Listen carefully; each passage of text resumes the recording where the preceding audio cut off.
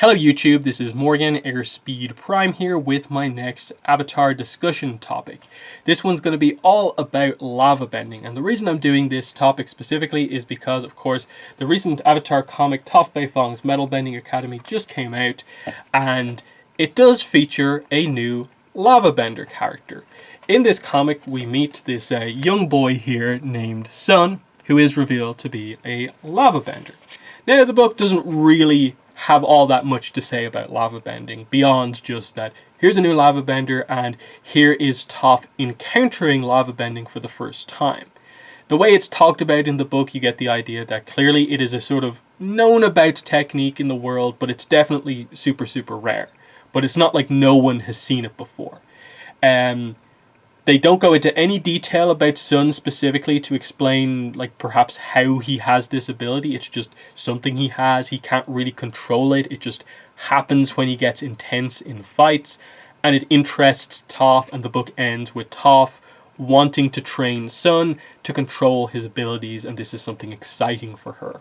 The book doesn't go into the training or explain how she's going to do it. And there's no follow-up plan for this book, so it's a very weird one in the sense of just they bring up all these kind of cool potentials, and then you drop down and realize that you didn't say anything all that interesting in this book. But it has prompted a decent amount of discussion of late, and like it's the main takeaway from the book is that, cool, a lava bender in an otherwise not the most interesting comic is something of note. And the main reason I want to do is to sort of discuss something that even the book itself goes into. And it's a comparison I see a lot of fans make that I don't quite agree with. And I was sort of surprised to see it written in an official Avatar comic. So Toph says this: "Meanwhile, there are kids out in the streets of Yudao discovering bending techniques I've never seen before. Last night, a kid did something that looked like he'd combined firebending and earthbending. It was amazing." So again, it's about how much you read into it, but I personally don't really like the idea of associating firebending with lava bending. And I'll get into why I don't think it's actually that great of a comparison in a second, but I especially don't really like that it came up here. Now, you can sort of explain it away in the context of this book in that, one, Toph can't see, she sees through seismic sense. So the reason she's drawn towards this technique is because she senses someone earthbending, but it's not earthbending as she's sensed before. But later on, after that scene where she mentions the earth and fire comparison, she then comes to the conclusion more up close that, it's lava bending. So that speaks to, like, okay, closer up she realizes, oh, it's this. But anyway, let's get into it. So first of all, who are the known lava benders in the Avatar universe? There are 3 avatars and 3 non-avatars. So the 3 avatars are Roku, Kyoshi, and Zito. Everyone knows Roku and Kyoshi. Zito, for anyone wondering, if you haven't read The Shadow of Kyoshi, he is, as the fandom always called him before we got his name, Avatar Jafar. The guy who we see in the Avatar montage when the Avatar state gets explained to us. So Roku uses lava bending when he's defending his home. Basically, in the moments prior to his death, basically, he uses lava bending to blow out the side of the side of the volcano and stuff like that. He calms down a little bit of it as well. We see Kyoshi use lava bending when she forms Kyoshi Island, of course, and then Zito, in the montage I just mentioned, it's shown him basically using the Avatar state to make like three small volcanoes erupt, clearly lava bending. And what's so interesting about that is that this is lava bending as it was presented in Avatar: The Last Airbender. Because the 3 other characters who have it aren't in ATLA. Which is kind of why Sun is kind of interesting as like the earliest kind of normal lava bender. But anyway, just with the avatars, it's clear that Avatar more interpreted this technique as being more towards firebending, hence why as they went through an avatar for each element, and they showed like Yang Chen doing a crazy like wind, making the trees blow over, Kyoshi levitating the two giant kind of statue things. They get to Zito, the fire avatar, and they have him erupt some volcanoes. So currently, of course, we know lava bending is an earth bending technique, but back then it was clearly more associated with fire. And then later on in the series, where they clarified some things, they made it more into like an avatar ability, I suppose, where because the avatar has all four elements, and the avatar state gives the avatar like a massive boost to their bending potential, I suppose they basically just said, without even going to any of the technicalities, this makes sense as something an avatar can do. You know, go off on your own, fans, and interpret which element or combination of elements is being used when an avatar lava bends. But by the time we get around to Korra and Gazan gets introduced, he is an earthbender. He's a normal character. He's not an avatar. He is an earthbender, and he can lava bend. Then Bolin, who's also an earthbender, is revealed to have the technique, and in this book does the exact same thing. Sun, an earthbender, is revealed to be able to lava bend. So we get the clarification, they settle on it is an earth bending technique. So retroactively then, how do we fill in the stuff with the avatars? Well, either that means that those three specific avatars had the special ability of lava bending, or it tells us that because all of those were like avatar state assisted moments, it tells us that the avatar in the avatar state gains access and the ability to use lava bending, which is a very interesting point to keep in mind when it comes to attempting to explain what differentiates the likes of Sun, Gazan, and Bolin from, for example, a Toph or a Bumi. Two earthbenders you would basically consider to be more powerful than all of the lava benders, but who can't do lava bending themselves. What's the difference? Why is this cool ability locked off from two of the most powerful benders in the series, when benders who are skilled, very, very skilled, but not quite at the Toph or Bumi level, they can do it? What's the deal there? So all that stuff is kind of really, really interesting to consider. So they've settled finally on the idea of, okay, this is what this technique is. For normal earthbenders, it is a technique you have to be born with. This technique is the earthbending equivalent of combustion bending for fire bending and psychic blood bending for water benders, or it's psychic blood bending / blood bending without the use of the full moon for water benders.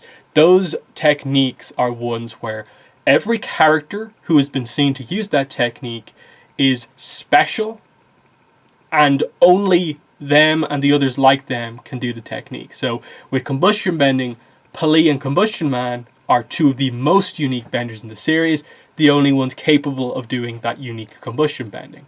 What's the deal there? Why have we not seen other benders born with combustion bending? Interesting. Speaks to how rare and special it is. Same goes for psychic bloodbending and bloodbending without the full moon. Yukon, Noatok, and Tarlok are the only characters who have that technique. In that case, it's a bit of a family line type thing, where Yukon is the one who sort of is randomly born with it, and he's actually able to pass it on to his sons. Obviously, we're in an interesting situation where Combustion Man and Pali both die, I guess, before they have children. And Gazan doesn't have children, as far as we know. Bolin, that'll be an interesting one. If we ever see Bolin have kids, if another lava bender comes out of that, or if Sun ever has a child going forward, if his children potentially go on to be lava benders. Again, that gets into the whole bending genetics or spirituality type thing. My guess is that it would be a percentage chance for a child that he has to be born with, his special technique. I think these special benders do have that just potential to pass that on. I doubt it's a guarantee, but is probably somewhat likely. That's my explanation for that.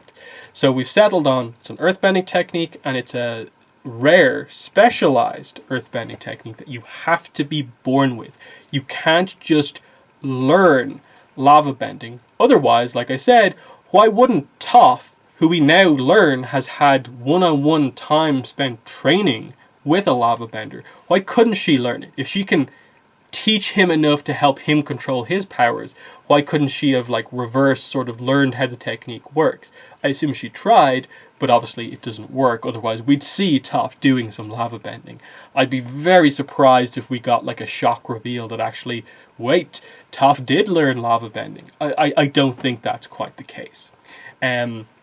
So it's not a technique that can be learned, which involves getting into a few of the more technical points. But let's start the technical discussion by getting into what I talked about a little bit earlier on, which was why I don't particularly like the firebender comparison coming in with lava bending.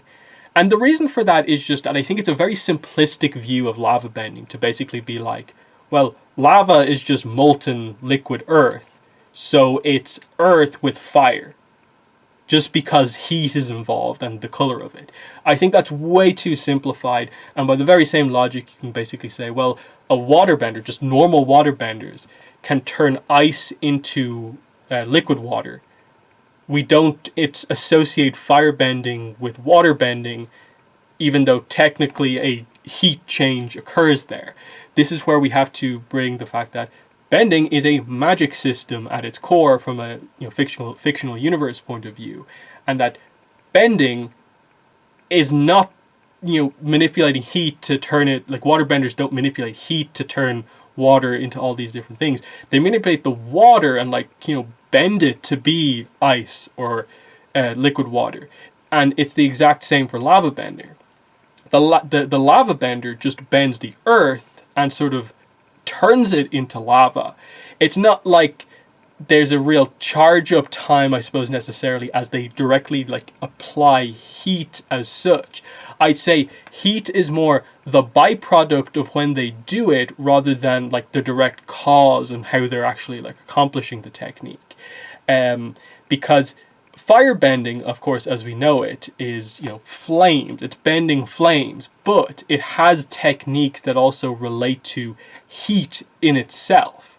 A good example of this is probably the Roku and Sozin's battle against the volcano.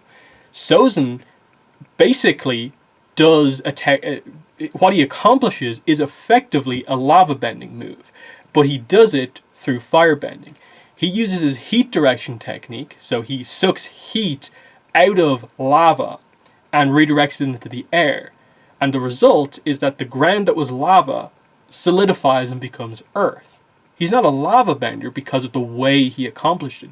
He used a specialized firebending technique to make that happen. That is different from the way, as we see it, Gazan and Bolin, when they both do their sort of turning off lava technique to sort of stop it from being super hot and dangerous, and they kind of calm it down and so on. That is them earth bending it, using their lava bending to make that happen. They're not sucking the heat out of it to make that happen. It's just that the net result is that ends up happening because Avatar, I suppose, at least attempts to still get the general sort of, physics, scientific gist of what actually happens going on.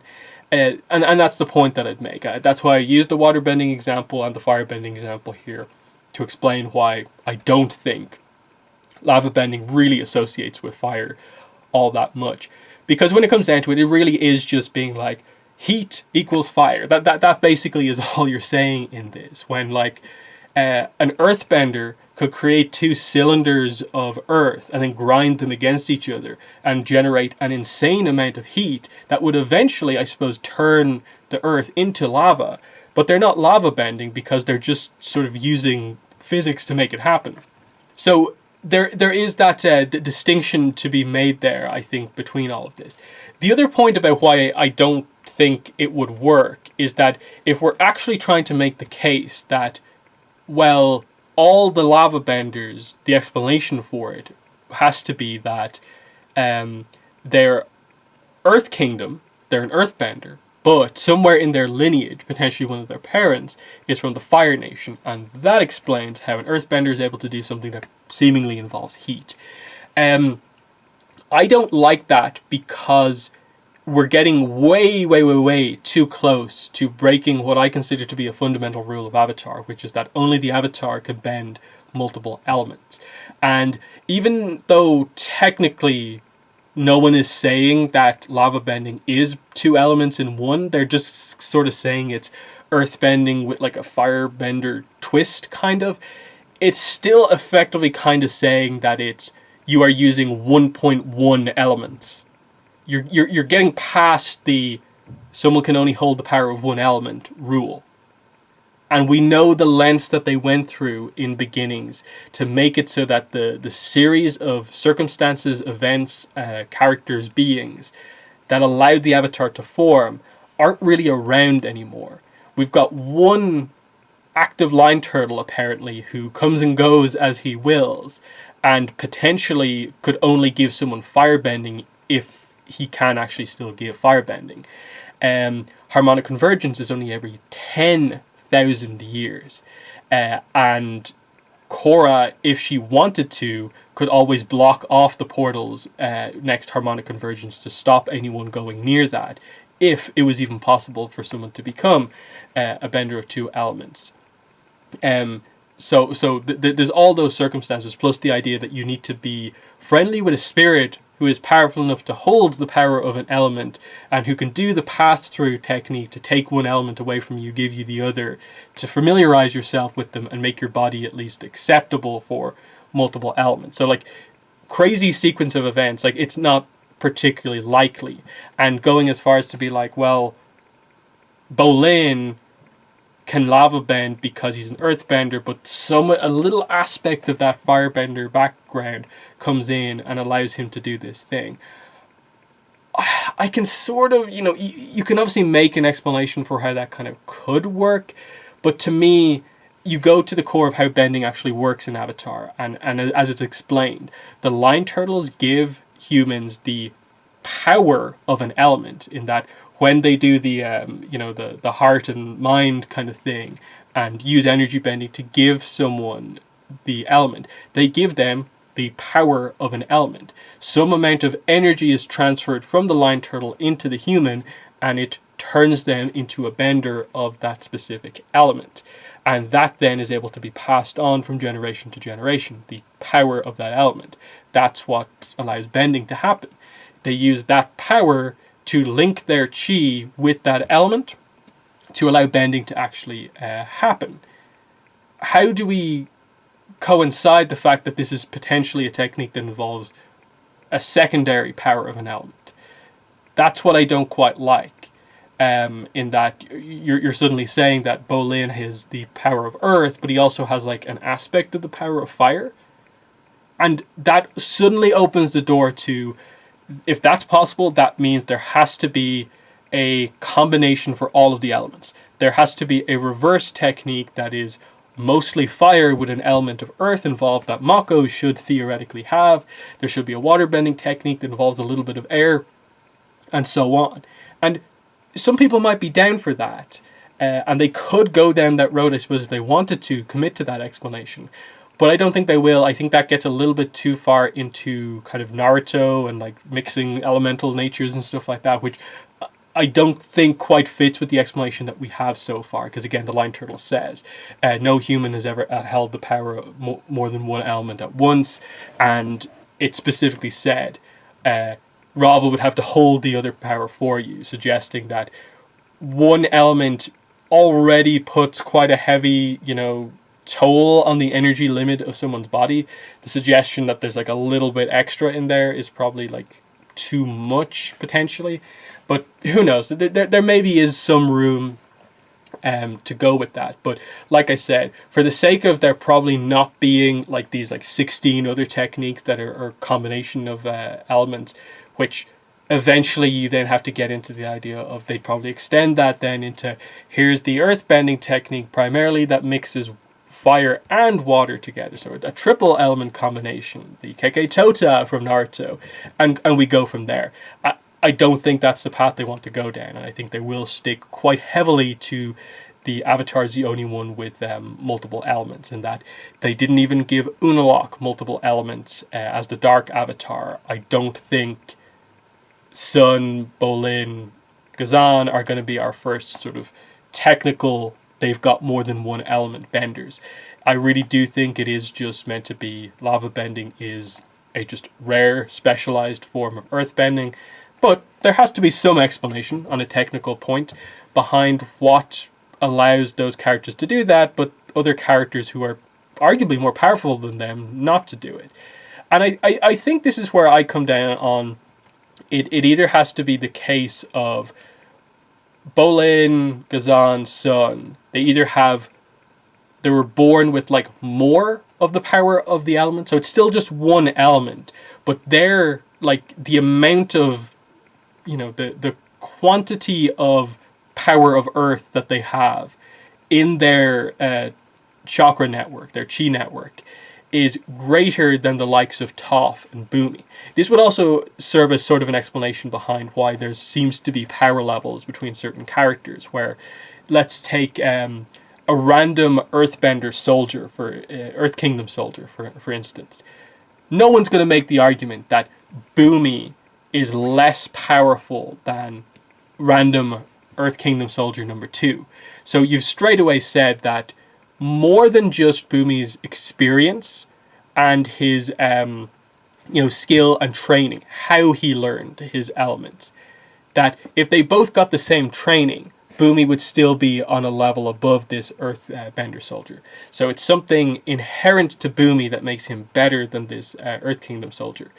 And what that ultimately would have to be is, like I've been talking about here, either that Bumi has just more quantity of the power of Earth within him, so he has the greater potential and capacity to do more powerful things as an Earthbender, or they go down sort of more the Naruto road, where they distinguish between sort of the different power level between ninjas, which is just that you have a greater capacity within your body to hold more chi, more energy, and it's literally just an energy store type thing, and that the more energy you can hold within your body, the more powerful techniques you can use.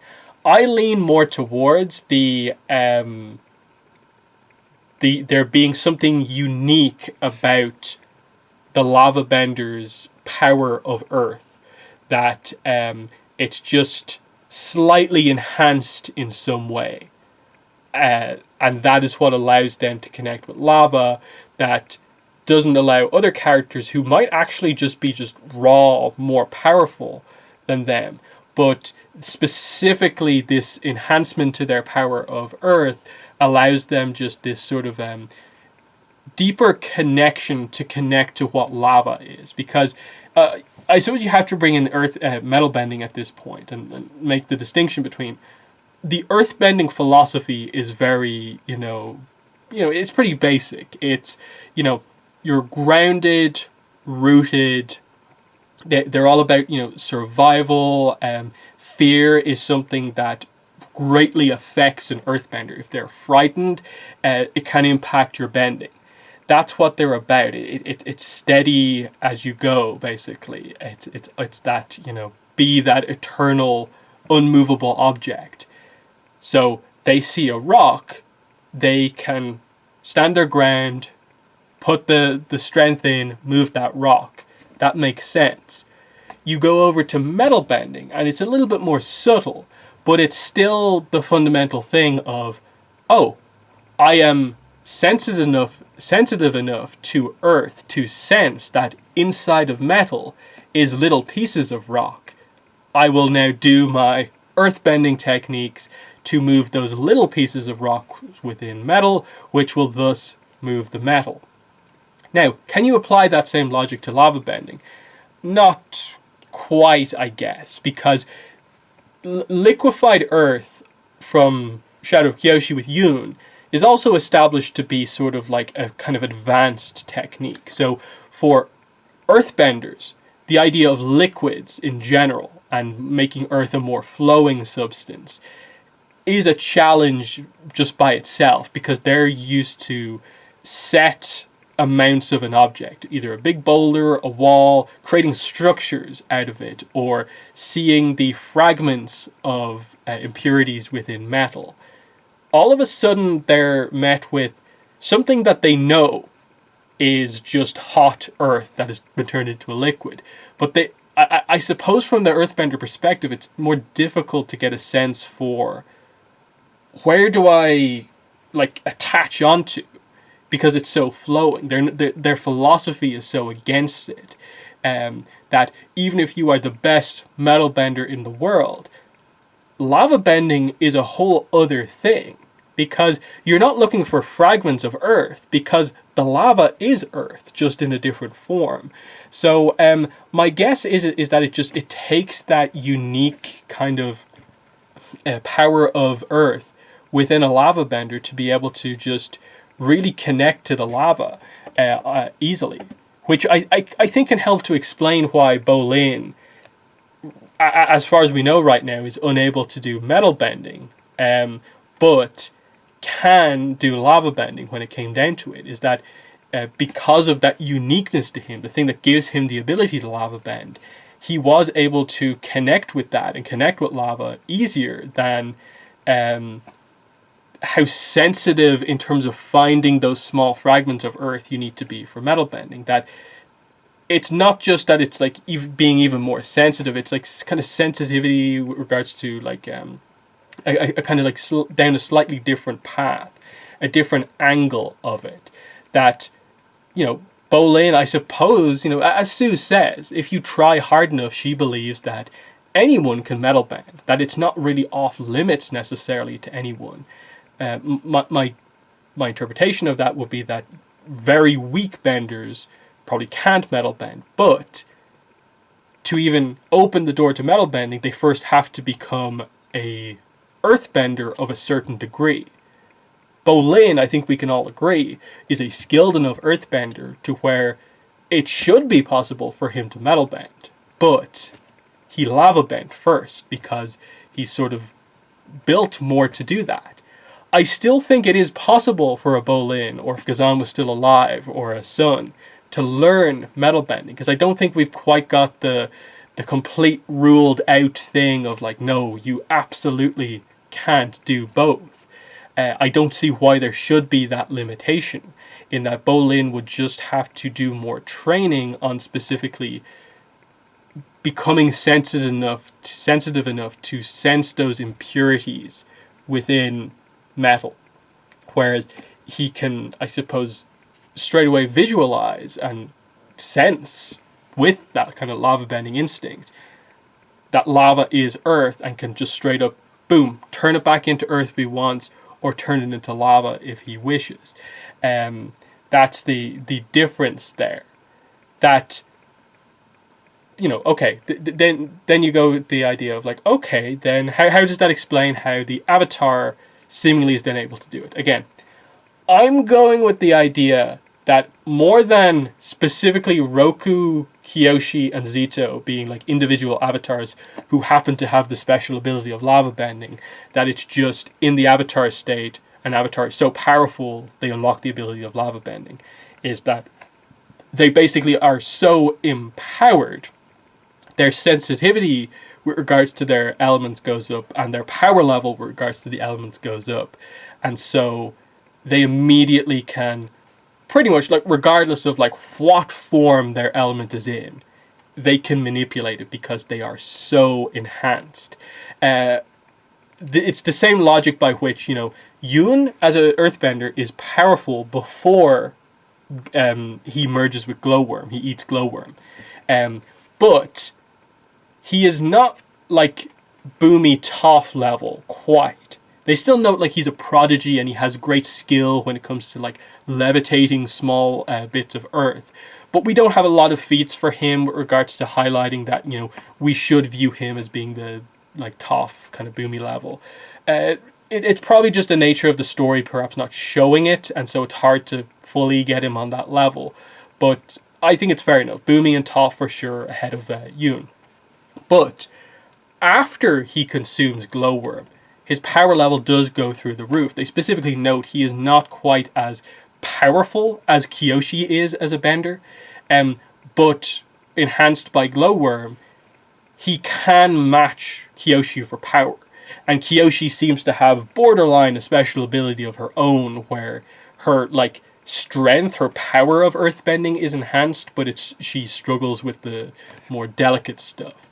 But when he really goes for it, Yoon can do some pretty insane things with Earth, including the most crazy of all being the ability to liquefy Earth and manipulate it like perfectly, basically like a waterbender manipulates water, and it can then immediately turn it into ice. He can do the same thing, but with like liquid Earth, and then immediately turn it into stone, and that's how he captures like Kyoshi and encases her in stone like that.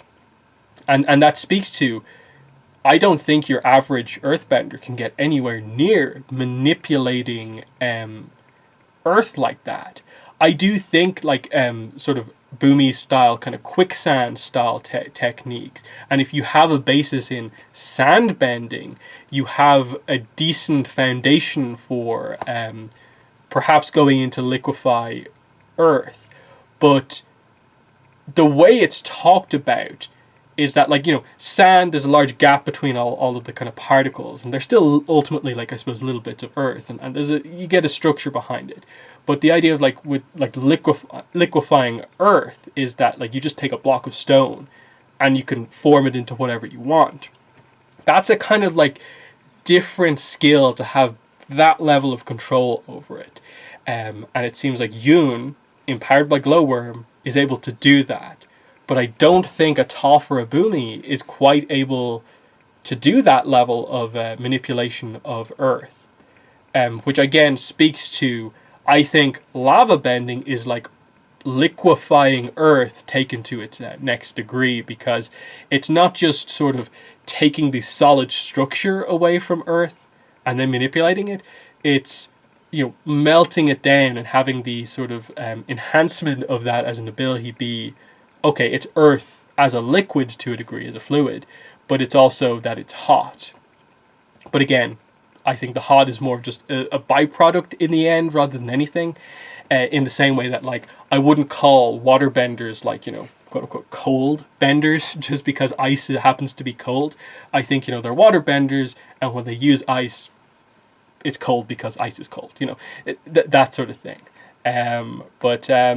Yeah, I think that is the majority of what I wanted to talk about here. Like, it speaks to, like, there's a lot of unanswered things about this. And the same applies to techniques like combustion bending and even psychic blood bending.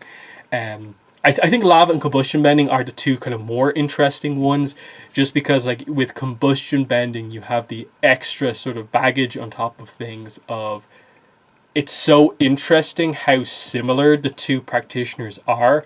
Like, they're both super tall at some point in their life, happen to learn that having a tattoo in your forehead helps with the control of the technique, and so on.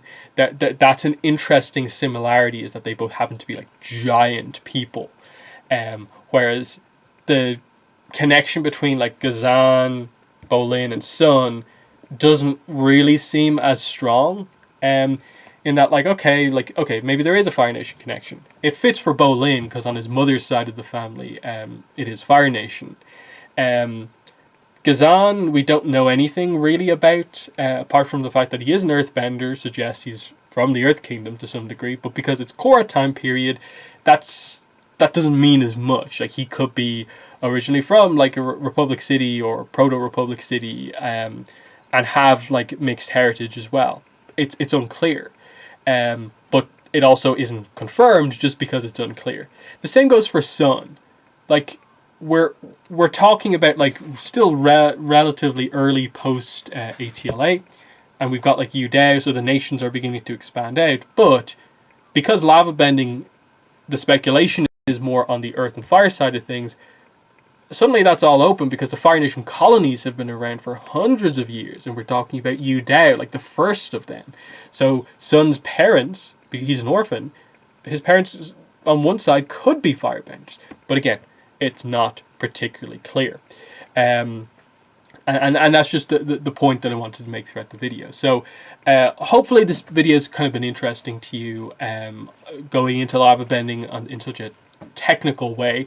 In the comments, let me know what your thoughts are of everything I talked about here. How do you classify lava bending? What's your explanation behind specifically like the avatars? Do you take it as those 3 avatars are special and just like Bolin, Gazan, Sun have lava bending, or it is an avatar state ability for avatars? The other point would be then, do you associate fire bending with lava bending at all, or do you agree with me that it's just a fair enough visual comparison, but on a technical level we really shouldn't associate fire bending with the technique? And then how do you explain lava benders, why they are so rare, or how they are different than other powerful earth benders and so on? What are your thoughts on a lot of these topics? But that has been the video. Thanks for watching, and bye.